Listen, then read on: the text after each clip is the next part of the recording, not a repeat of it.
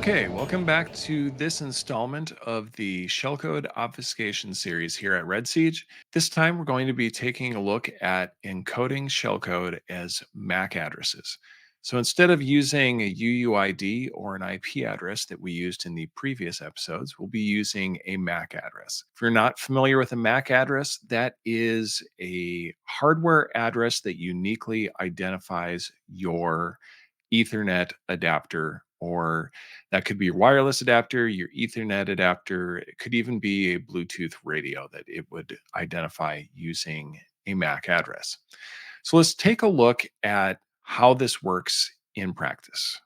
Again, this code comes from the same place that we looked at before, the W. Summerhill repo or user on uh, GitHub. Their IPv4 obfuscation was kind of the basis for this, but that came from the Orca 666, which is now the Orca 000 repository on GitLab, part of the Hell Shell project. So this works very similar to what we saw before. Same with the UUID and an IP address. What we're doing is we're going to take an IP, we're going to take shellcode bytes. We're going to read them 6 bytes at a time because that's the how a MAC address is formatted. So we're going to read 6 bytes at a time. If we don't have enough bytes, we'll pad it with NOPs, and then we will append the MAC address to our raw MACs list. And you can see here the way we're doing this is we are going to take a format string. So we get a 2-digit hex output, and then they're separated by dashes.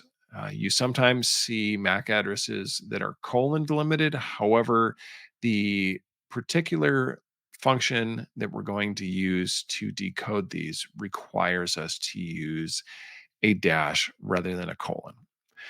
We're going to run through that. We're going to place it in a file and format it correctly, just like we did before. If we were to run that, take a look at the output, we'll see what we have here. So now this looks almost the same as what we had before. However, we have our shellcode formatted as a MAC address. So we have FC4883E4 ending with FFD5, and then we need to have some NOPs for padding. So if we look at our C code for this, it's almost identical to what we saw before. We've got our array of MAC addresses. We then figure out how many entries are in the array. We do this, or we also need to first get the size of our shellcode. So we take the number of entries in the array, multiply it by 6. We'll allocate some memory, and then we're going to call decode MACfuscation instead of what we've used before, IPv4 obfuscation, for instance.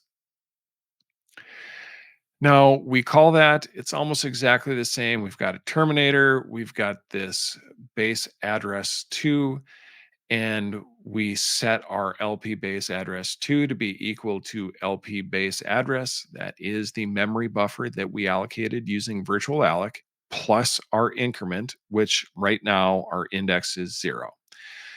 We call RTL Ethernet string to address A. So rather than RTL IPv4 string to address A, it's RTL Ethernet string to address A. We give it our current MAC address string, the terminator, and the memory address that we want the output placed in. So this is going to copy our shellcode into memory. And then we increment by 6 because there's 6 bytes in a MAC address. And that's it. That's all that's needed to use this. If we were to run it, we can see here in our output FC4883E4. If we come down to the tail end of the output, we see it ends in FFD5 and those NOPs, exactly what we were expecting to see. And if we were to run it through threat check, We don't see any threat found. So we'll go ahead and upload that to VirusTotal and see what VirusTotal thinks about it.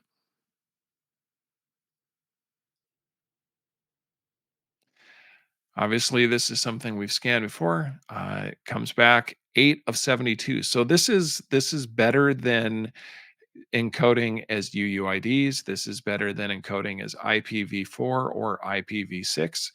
We're down to eight, only eight engines. So about 10%, a little more than 10% of the engines detected this. That's pretty good. So, this is another technique that you could use to obfuscate your shellcode and end up hopefully bypassing whatever endpoint protection that your client is using.